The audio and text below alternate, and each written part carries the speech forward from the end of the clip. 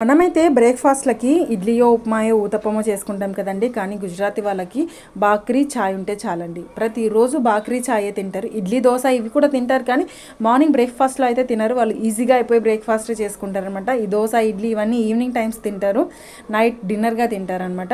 సరే రోజు outside tiffins తిని బోర్ అయిపోయింది, వాళ్ళ రేపు ఏం చేయనమ్మా టిఫిన్ అని మా పెద్దమ్మాయిని అడిగితే బ్రెడ్ జామ్ కావాలా అని చెప్పింది అనమాట. సరే అని చెప్పి ఇక తీసుకోవడం ప్లెయిన్ బ్రెడ్ ఎందుకు అని చెప్పి బ్రౌన్ బ్రెడ్ తీసుకున్నాను.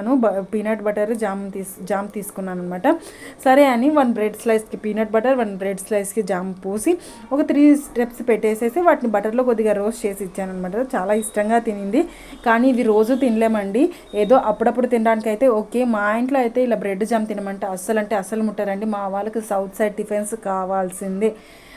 నైట్ రైస్ ఉన్న అది తాలింపు వేసి ఇచ్చేసి తినేస్తామంటారు, కానీ ఈ బ్రెడ్ జామ్ అయితే తినరు. మీ ఇంట్లో కూడా ఇంతేనా? మీ ఇంట్లో కూడా సౌత్ సైడ్ టిఫిన్స్